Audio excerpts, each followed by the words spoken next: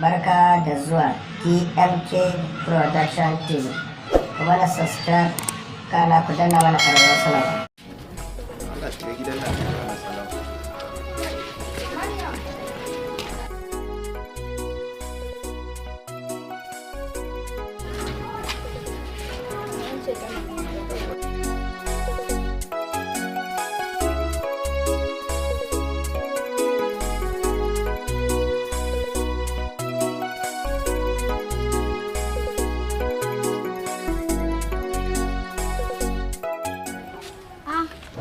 Ka ce kai ne yau a unguwar, ina ta jiran ka tun ranar nan ka ce man za ka zo ba ka zo ba. Wallahi kin san ayyuka ne suke yin yawa shi yasa.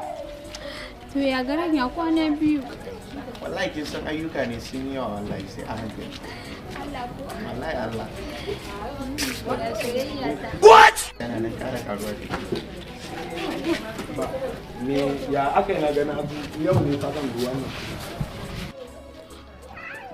Ba ma wannan ba kin san me yanzu magana da ake dama kullun da magana da muka yi da ke ta kullun sai na kawo 2000 yau tsawon shekara biyu kenan yau ta cika saboda haka yanzu abin da za a yi kuɗi sun cika.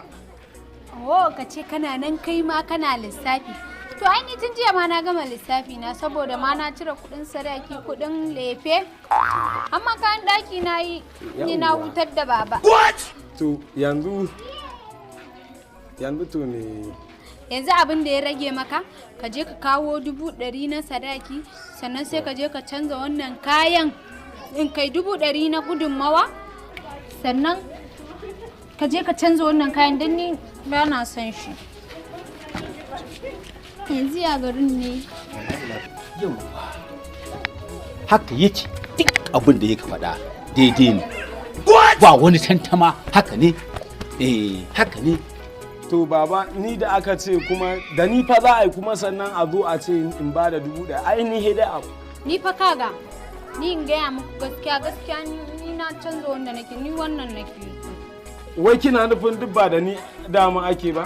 Kaga yaro tsaya kuma a ce in ba da sadaki ba yaro abin da ya ma ba wani miskila ba wani ki kawo in ko bai ka baki ba shikenan sai ku san yanda za ku.